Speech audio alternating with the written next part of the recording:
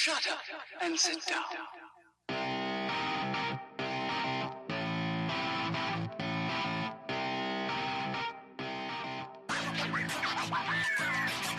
This Thanksgiving feast special and all downtown sports rants are being brought to you ad-free by Digital Market Battles, the marketing agency that helps your business fill their pipeline with high-valued leads. They will meet your conversion goal no matter what. Just head on over to digitalmarketbattles.com or call 1-800-811-4095 to schedule a discovery call today. That is Digital Market Battles.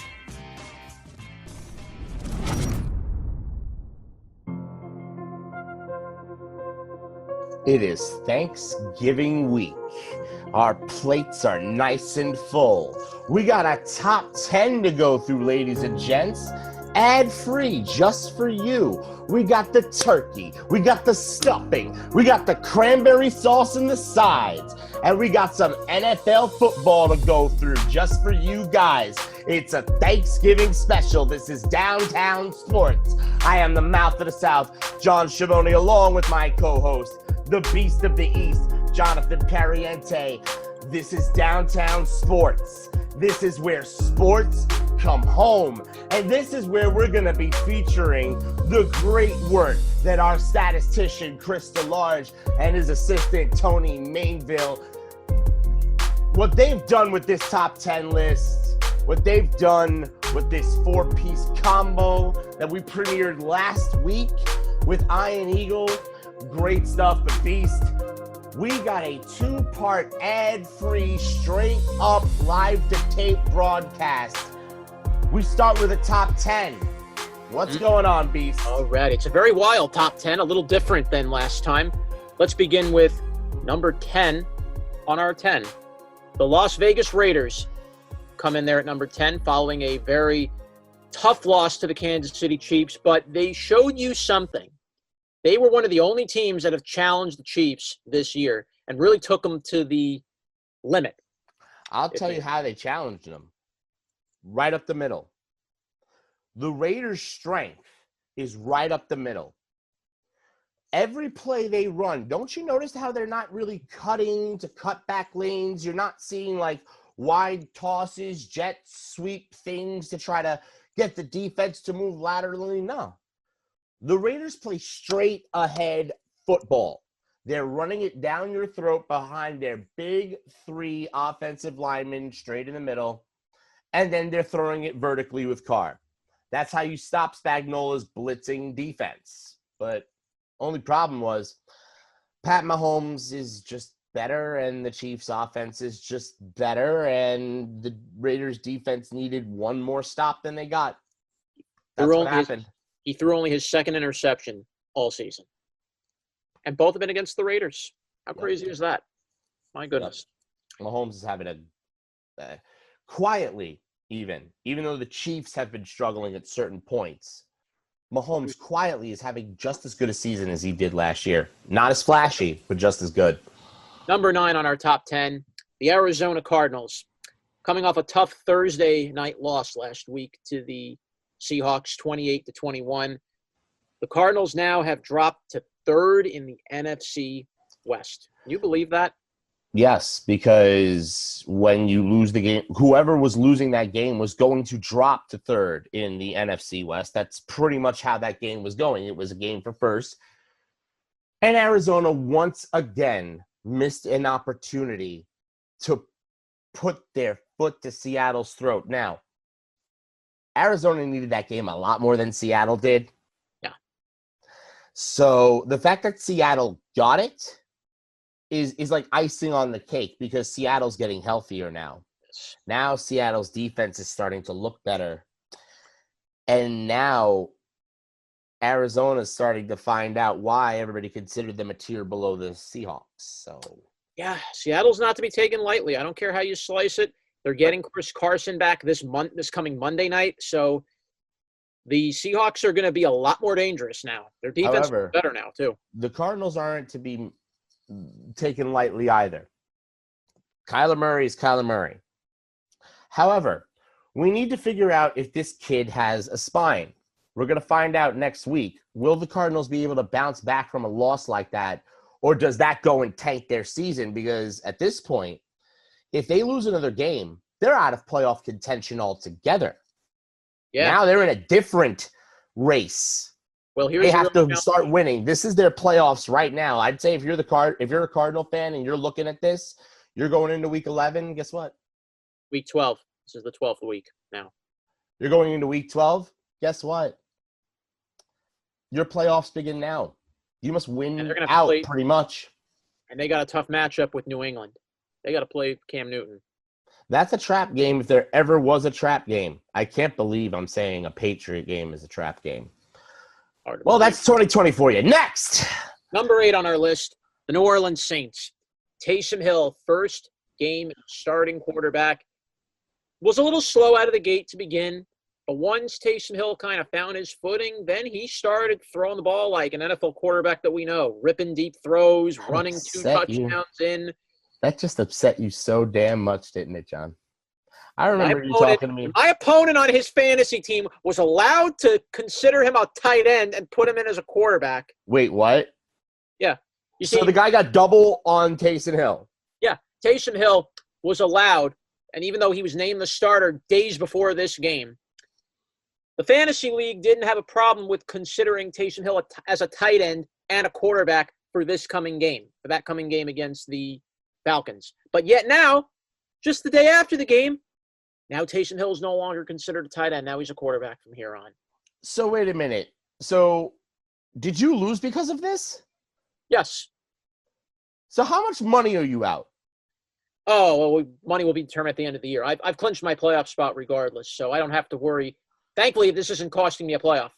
I'm going to be in the playoffs regardless of what happened. Thanks to other people around me that lost, I clinched my spot. But believe me, if this had determined if I was going to make the playoffs or not, I would have been pretty mad, and I'd be wanting to sue for that. Yeah, scuttle. Yeah, get that money. Yeah, whoever the commissioner is, my opinion, you need to you need to remove the loss from Beast's record before Beast will beast on you. I wish I could, but anyway, the Saints, very impressive win. Wasn't sure what Taysom Hill was going to do. I didn't know he had an arm. I didn't know if he was going to throw for 200 yards. I didn't think he was going to be accurate with the football. He only came in as like a 40% passer. I have a question. How much did Zach Wilson's stock rise because of Taysom Hill's performance? I think it rose a lot. Because right now, as you can see, Drew Brees, more likely than anything, either will not be back after this year is over. He's probably not going to he's going to have to probably retire after the year is up. And New Orleans is going to have to start looking for a quarterback. Is Taysom Hill their way to go? I'm not so sure about that. Well, I mean, at this point, he's able to run like Lamar Jackson, except he has the arm to make the throws when he has to throw. But he's 30 years old now. It's not like Taysom Hill's young. He's 30. True, but the Saints are more in a win-now mode. It's not like the Saints are going to all of a sudden, go to the tankathon or something, and they technically still have Jameis Winston on the roster. They're playing with more of a purpose. And now, with that win, the Saints have more than likely secured that NFC South. We'll see how much. Still a few games left to go here, and they do have to play Patrick Mahomes and the Chiefs, which will be a very good test for the Saints a couple of weeks down the line. But it's very, very – I think it's almost assured now. That the Saints have a lock on that NFC South, and we'll see how much further they go as we go. Number 7, the Buffalo Bills, coming off a bye week, first in the AFC East. They are going to have a tough matchup this coming week. It's a trap game. You're facing Justin Herbert and the Chargers. Not an easy game. Josh Allen, great quarterback. Herbert, great quarterback too. Buffalo's defense is better than San Diego's defense, so that's not really what I'm concerned about. What I'm concerned about with Buffalo is the fact that they need to get better on the ground. They need to start running the ball a little more consistently than they have been. It's not enough for Josh Allen to be a good play-action quarterback if there isn't enough yards being gained the times that you actually run the ball. Josh Allen can't be your leading rusher either. That's part of the problem. Devin Singletary has not really carried the load, and Yeah, they've like thrown different running backs here and there. Zach Moss here and there. They've run him. They need to trust here and there. Singletary, and I don't know why they don't. I don't know what it is that the coaching staff sees in him that we don't, because he seems like an all-around back. He seems like a guy that can catch something out of the backfield. He seems like a guy who could get it done at the goal line. I don't understand the reluctance to use him. Especially when you only have about a one-game lead in the East. Miami Dolphins don't sleep on them. They're right behind you at 6-4. Yeah. I would not be sleeping on Miami either. They're close. Buffalo will still have to – I think Buffalo may still have another meeting with Miami left this year, if I'm not mistaken. I'll double-check it to make sure. But the Bills coming off this bye, I'm really curious to see how they're going to respond from that, because they were playing well before the bye week. Here's the typical history of the Buffalo Bills. As everybody knows, they play well, then they go on bye week, they come back off bye week and pretty much lose every game except for like one or two for the rest of the season.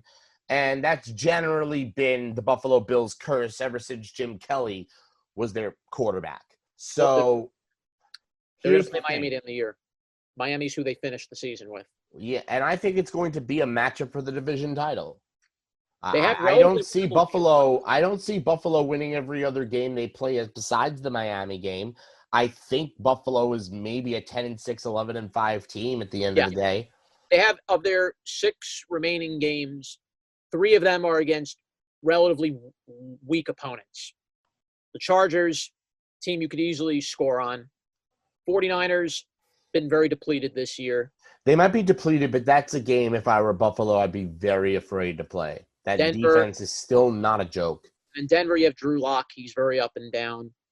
Other than that, the Steelers, that's going to be a tough one. No doubt about it. I don't know. I don't see really anybody beating Pittsburgh, including Buffalo. I don't see them beating Pittsburgh. The one team I could see beating Pittsburgh this season would be the Kansas City Chiefs in the playoffs, or the Las Vegas Raiders have a decent shot to take Pittsburgh down with their downhill style of offense.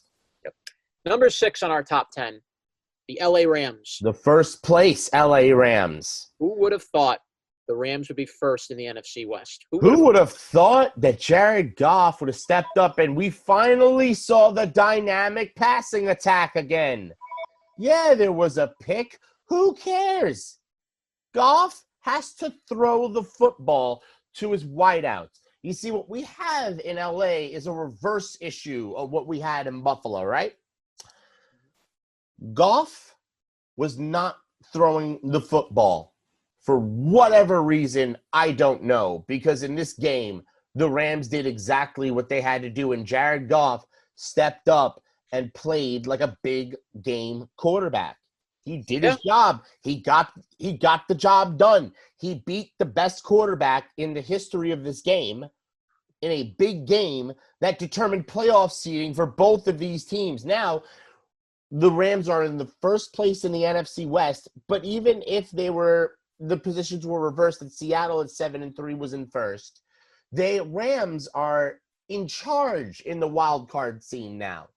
Now, Tommy's on the outside. That Rams D is no joke. They frustrated Brady in that game. How many times did you see Brady having to scramble a little bit out of the pocket, not having time to throw the ball? Aaron Donald just kept barreling down on Brady every snap. Yep, and that's how the Rams win. They beat you on defense, and they could quick strike you for a good 14-21 in the first half, and then just play defense the rest of the game.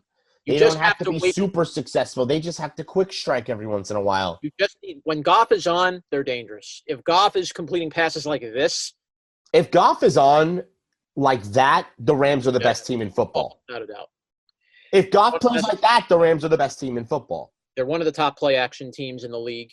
And in that NFC West, which is so stacked as it is, tell you, you do not want to see the Rams in the playoffs if they're playing like this. And their defense just showed you something that night. And Jared Goff showed you something. If he could do this every game from now on, the Rams win the West. The Rams are the best team in the NFC. And hell, if Goff plays like this, That's a matchup in the Super Bowl between either Kansas City or Pittsburgh and the Rams. I don't think Pittsburgh wants to see the Rams at all. Number 5 on our top 10, the Tennessee Titans, second in the AFC South, and this coming Thanksgiving weekend, a big matchup with the Colts, determining who runs the South. That's going to be a matchup to look forward to if you're the Tennessee Titans. So blitz up the middle and make sure the Colts get 6 holding penalties in a row. Here's how you beat the Colts, okay? Figured it out, right? What you do is you keep blitzing up the middle so they have to get holding penalties. So then you get the ball back. You know, the only reason the Packers lost that game is because they actually did worse things than the Colts. But it's not as if the Colts weren't attempting to gift wrap that game to the Packers. The Titans are in a very, very, very good position, in my opinion, to take the Colts down. Because if they don't have any discipline, if they had a lack of discipline against the Green Bay Packers defensive line, tell me what discipline are they going to have against the Titans? And knowing the Colts better not be on this list. And knowing you have Derrick Henry barreling down every single play, it's scary. Exactly. So tell me again, once again, I've not seen anybody figure out a way to stop Derrick Henry other than my plan, which was get him in the parking lot. The Bears were the only other team that really slowed him down, held him to less than 70 yards in a game this year. Was the game played in Chicago? I believe it was played in Chicago. Yeah, it was played in Chicago, but the Titans. So they got him in the parking lot. Okay. You see, the only way to stop Derrick Henry is to get him in the parking lot. All right. Number 4 in our top 10 is the team they're playing in the AFC South for this matchup, the Colts. They're number 4 in our top 10. Offensive line holding penalties in a row with 2:30 left in the fourth freaking quarter. Why are they ahead of any team on a top 10 right now? Because they beat Green Bay. They gift-wrapped the game. Green Bay, literally, it was like they were fighting with each other to lose. I've never seen anything like that. And by the way, it was not as if like Phillip Rivers or Aaron Rodgers had a bad game. It's just that everyone else the bet around them. Literally everybody else all around Rodgers and Rivers. Well, I don't know. It didn't help that the special teams fumbled a kickoff.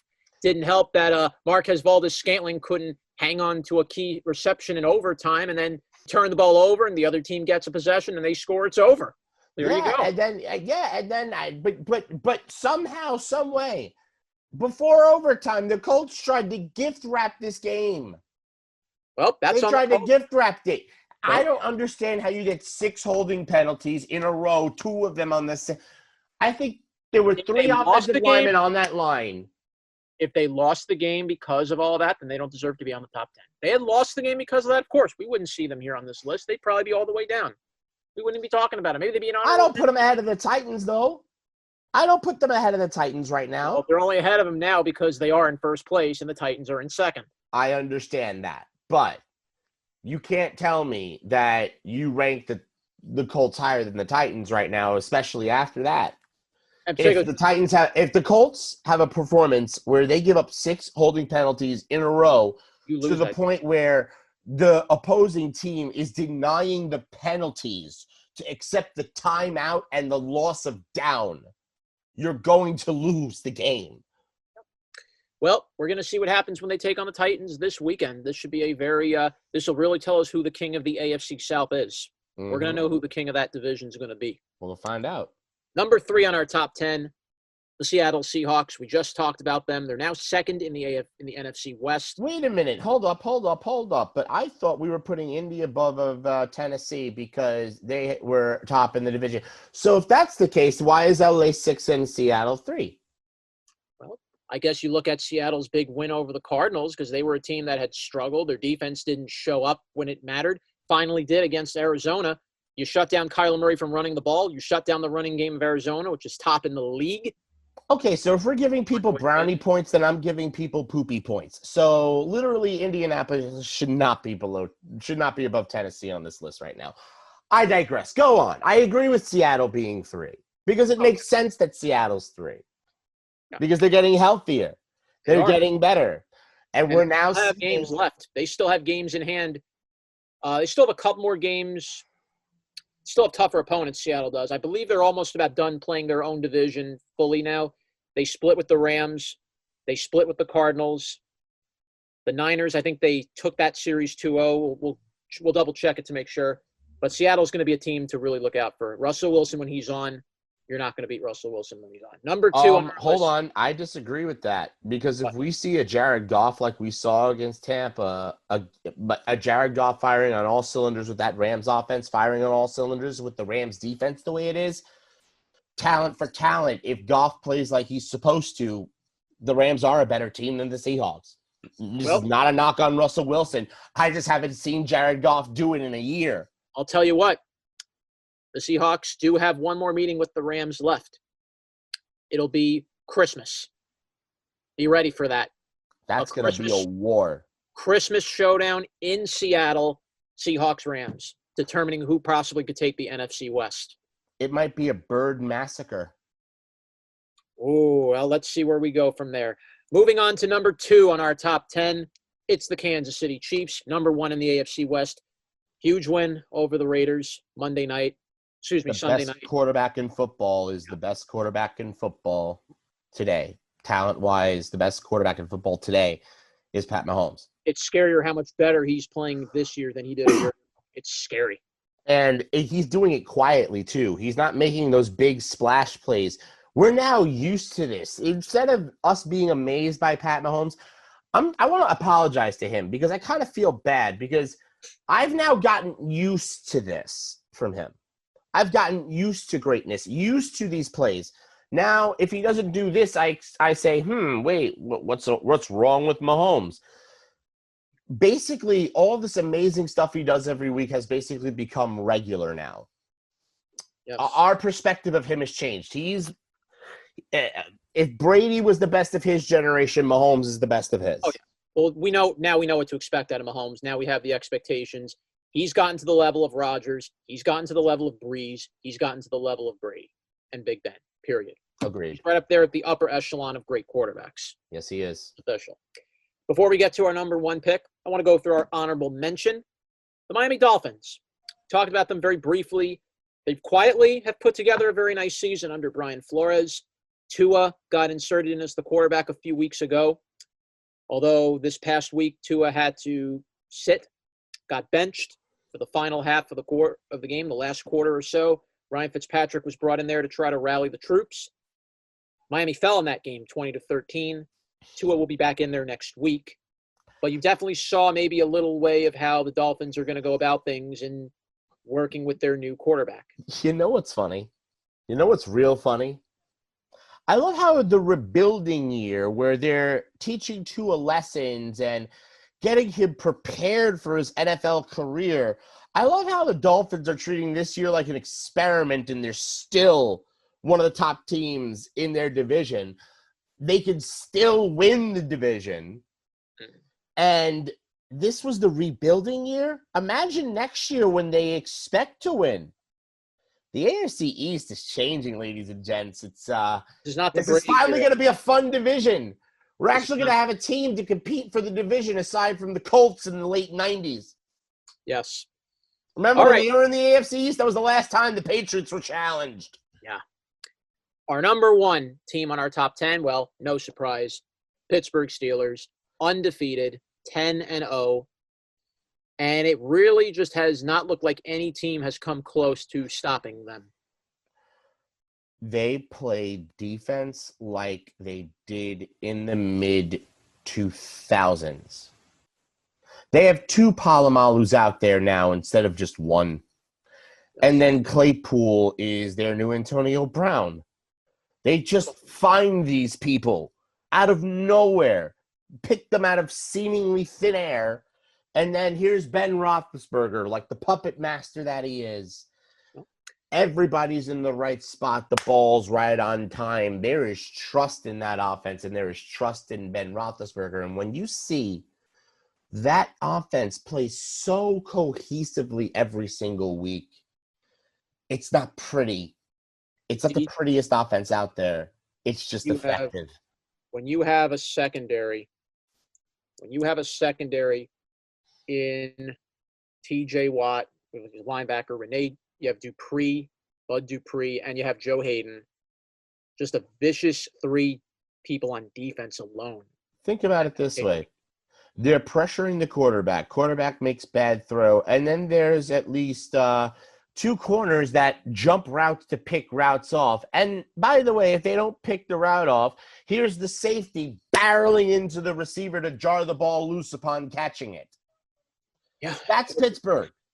That's Pittsburgh defense. That's Iron Curtain style defense from the mid-2000s. And that's why Pittsburgh is the best team in the NFL today. And they're going to be very dangerous. And now they will have a very important matchup for this coming week. The game, by the way, has been moved. It's now going to be the Sunday night game instead of the Thursday night game as planned. So they're going to switch off the Packers-Bears game that would have been the nightcap. So this will set up a very interesting matchup. As always, Steelers, Ravens, those are always very competitive and very, can be very hard-hitting. So we got we debuted something last week with Iron Eagle, but now we're going to give it its proper name. It's the Downtown 4-Piece Combo. So let's start off with, you know what? When we're going into a Thanksgiving meal, the first thing you want to get, turkey's like the last thing you put on the plate. That's the main course, right? Yes. The first thing you want is some sides. We need some mac and cheese to start off that plate. What's our mac and cheese for this week in our four-piece combo? Our first game. The Dallas and Washington. Yep. Soft, cheesy, great consistency, goes down real easy. Perfect mac and cheese type of game. That'll be the first game we're going to see to kick off the Thanksgiving holiday. And, well, what do I think about this? Well, it's two teams in the worst division. I love how they say, I love how our statistician people are like, oh, the winner will be the winner of the NFC least. No, that's the New York Giants. The New York Giants are going to win the NFC East. Well, however, that's because I think Washington is going to win this game because I think Alex Smith is a better quarterback at this point in his career than Andy Dalton is. Yeah. I think the Washington defense is actually something to be afraid of. Well, you saw what they did to Joe Burrow. You saw what they did to Joe Burrow last week. You want to know why I call this the mac and cheese game? Please. Because the cheese drapes all around that macaroni. You see, Washington is the substance. Dallas is the cheese. I think this is going to be a blowout. I think this is, and in fact, since this is a four-piece combo, we're doing a picks thing with it. Let's hit that music. Remember that, John? Yes, sirree. From the old days, John? Yes. Washington 31, Dallas 17. Go for it, Beast. Woo, goodness me. Well, I definitely don't think Andy Dalton will leave the game like he did last time against this crew. He might. Well, Chase Young is really proving his stock as one of the top defensive ends in the draft. I think very slowly Ron Rivera has a very nice kind of a combo here. You have Chase Young on defense. McLaurin is actually a very solid wide receiver, and Alex Smith, very serviceable quarterback. I still think, Washington, I think they need a quarterback of their own, like that they'll have to draft at some point. But I think the Washington football team is going to be something very special to look out for down the road. And I think with Dallas, again, no Dak Prescott really hurts them. Andy Dalton can do things, but can he really be that consistency for the Cowboys right now? I don't think so. There's a reason why Andy Dalton is no longer a Cincinnati Bengal. Yeah. Interceptions killed him. He couldn't. He kept turning over the football. And he's doing the same things here. Yeah. So he's doing the same things here. I will say Washington will win this game. It'll be a little low scoring for me. It'll be a close game. 24-20. Washington wins this game. 24-20. Close game. We'll come down to then we need some, and then what we need is some more We need a more hearty side than just mac and cheese. Maybe mashed potatoes. Mashed potatoes and stuffing. That's what we need. Some mashed potatoes and stuffing. And that's what game 2 of our 4-piece combo is. Exactly that. The Steelers and Ravens, which is now going to be moved to Sunday night. And this is going to be very interesting. The Ravens are going to be also shorthanded as several players have tested positive for COVID-19. And that's the main reason why this game is even being moved to Sunday night in the first place.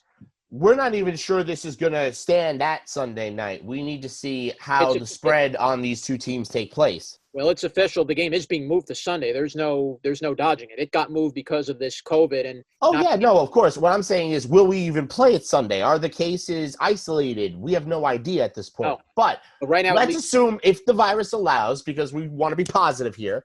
Yeah, at least 4 of their players are going to be down if they don't recover from COVID soon enough for their game. Exactly. But let's get this. Let's get into this. Here's the thing. Yeah.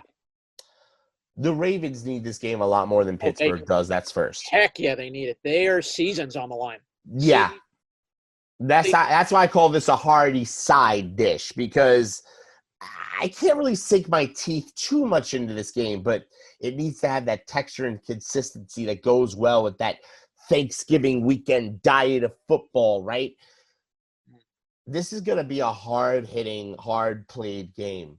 The one problem, and this has always been the problem for the Ravens, Lamar Jackson. In the spotlight. What I hope is that John Harbaugh made Lamar Jackson watch tape of Taysom Hill. Because if there was an example of what Lamar Jackson could do if he's on, that's it. I was thinking running with his legs. I was thinking watching some clip of Kyler Murray would have worked.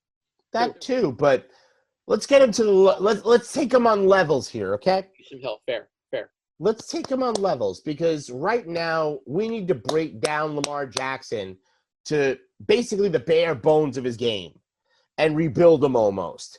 So I think watching tape at Taysom Hill and how he does his play actions, how he does his fakes, how he moves with the football with purpose, even if he's faking, you can't tell. I think with Lamar Jackson, there's tells with play action. There's tells with the way that he's going to move. Defenses read him a lot better. There's things on tape that he's doing that he's not seeing.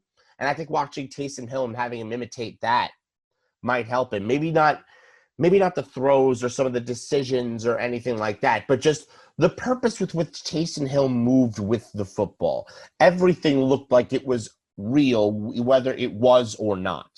That's the difference. He has to learn how to disguise plays. That's not easy to do for quarterbacks. It takes time to learn how to disguise a play, and some are just born with the ability to do it. And conversely, like we said, Pittsburgh, they don't need this game. However, I think they do. I think if there was going to be a loss on Pittsburgh's record this year, this is not the one they want. Because what that does is this gives life to a Ravens team, puts them at 7-4 and in the postseason, and then you have to play them again. So if you're Pittsburgh and you're Mike Tomlin and you're Big Ben, you're looking at this as the opportunity to delete the Baltimore Ravens from playoff contention straight away. Because if Baltimore goes to 5 losses, I don't see how they get in. I don't see them getting ahead of Miami. I don't see them getting ahead of whoever comes out of the AFC South. This is the last meeting these two teams are going to have against one another. The Ravens already lost the last matchup. It won't be if Baltimore wins, and that's the key for Pittsburgh. That's if they win. Pittsburgh has to end the series with Baltimore right now, because if they don't, they're going to see them for another game. Guarantee that. Definitely. Our third piece of our 4-piece combo, and well, this isn't quite the turkey yet. We're getting close to the turkey, to the main. Nah, but do you know what we need? We need some gravy. Gravy. And we need some gravy and cranberry sauce. And this is our little sauce matchup here, we can call it. Yes. The battle of the AFC South. Colts, Titans. We talked about it just now a little bit. And this is really going to decide who is the team to beat in that South. This is also for the 3rd seed as well. This is also going to determine the 3rd seed Well, so far, we'll see if they remain the third seed or go up to the second seed. We have no idea, but I The mean, loser will drop to 7-4. However you slice it, the the loser loser will drop drops to 7-4, and they are still in charge of the wild card scene, unless the Ravens happen to beat the Steelers. So this game, and I really hope Indianapolis got all of that nonsense out of them.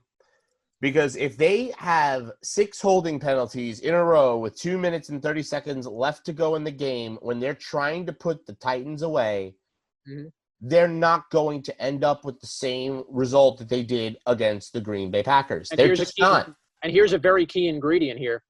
Ravens already beat the Colts this year. Ravens have a victory over the Colts earlier this year at 24-10 back on November 8th.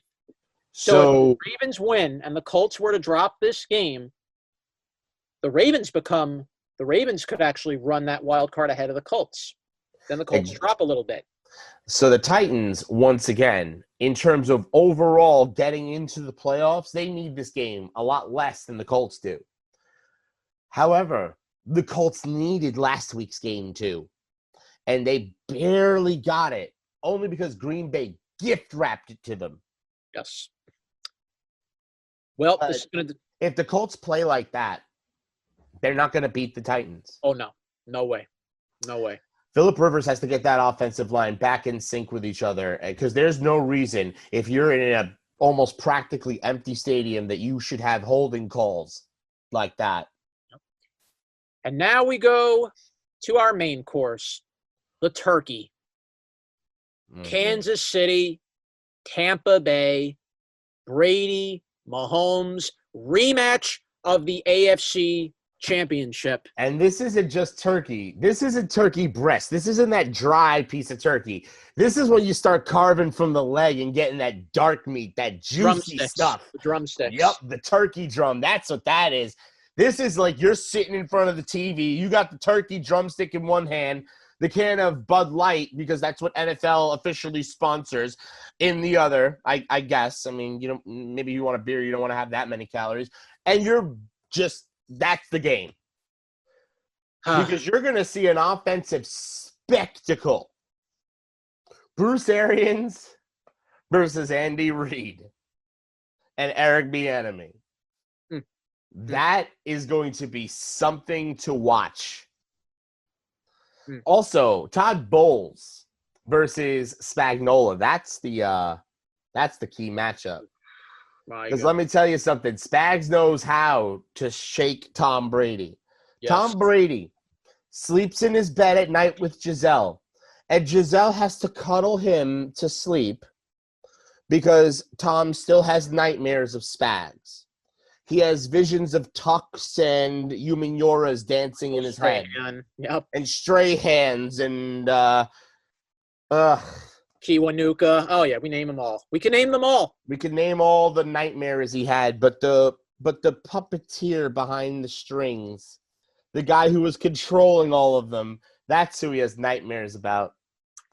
And he should have nightmares about the Kansas City defense and the pressure they're going to put on that Tampa O-line. Their defense can quietly win them games if the moment's right.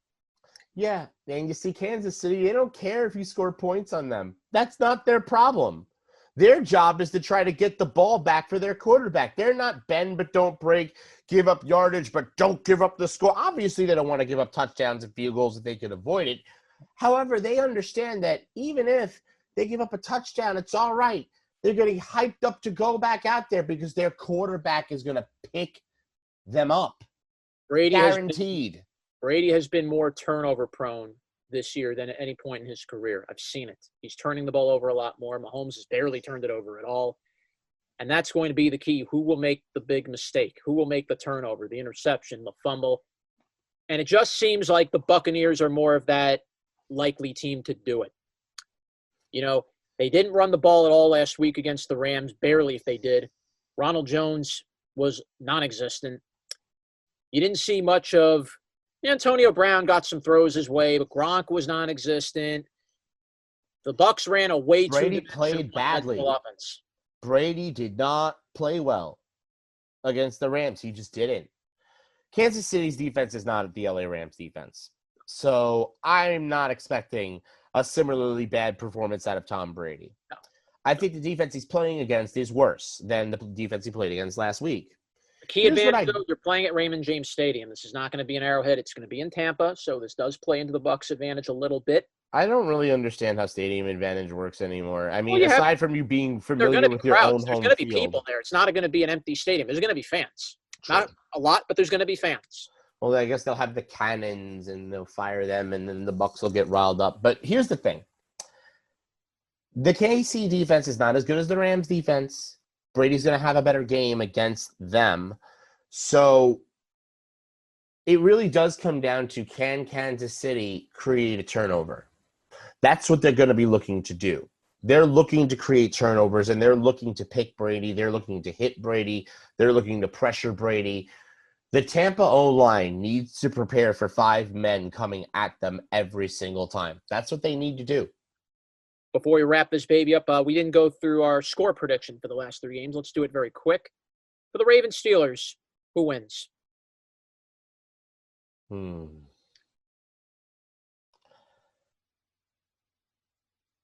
I'd say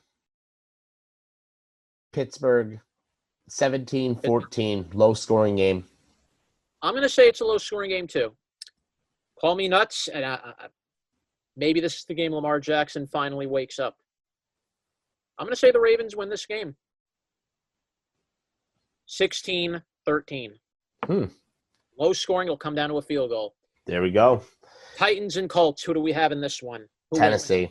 I cannot pick Indianapolis after 6 holding penalties with 2 minutes and 30 seconds left to go in the fourth quarter. I do not believe in an offensive line that can give up 6 holding penalties with 2 minutes and 30 seconds left to go in the fourth quarter when they had the game in hand and managed to get the game put into overtime out of their own sheer stupidity. I can't pick that team. I'm sorry. So your score. Tennessee, 20-10. 20-10. All right. I'm going to say Titans win this too.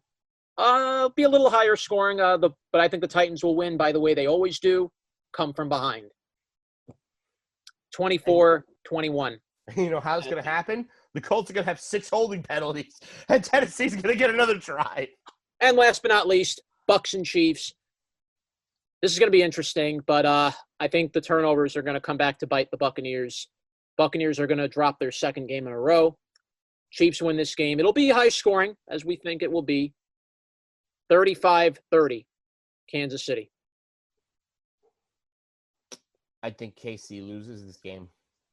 I don't think Tom Brady has 2 terrible performances in a row against 2 young quarterbacks like Goff, and I don't think Tom Brady is going to allow himself to have a game like he did against the Rams against Pat Mahomes. He refused to even shake Goff's hand last week. He exactly. refused to even shake his hand. Have you generally, when Brady is that disgusted with himself, the next week he comes out and he plays better than we'd seen him play that season. So that's what I'm thinking. That's what I'm banking on. And I also expect the Tampa running game to have a much, much better week than they did last week. Tampa is going to be able to pace the game. They're going to be able to time blitzes because of their run game. Their O-line will hold up against KC's blitz. 35-31 Tampa on top of Kansas City. In the ballpark with my score. Close. Okay.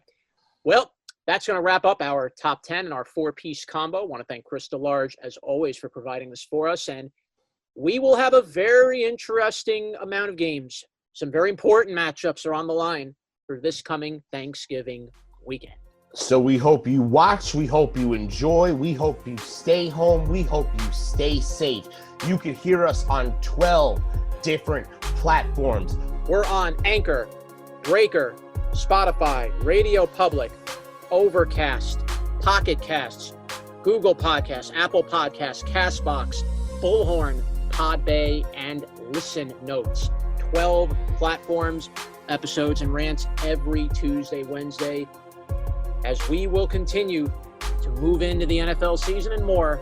Please listen in every week for more. Yep, and by the way, this episode was brought to you ad-free. Contact digitalmarketingbattles.com for more information on those guys. They brought this to you ad-free. For them, for Chris, for Tony, for Beast, it's Mouth. I'm John Schiavone.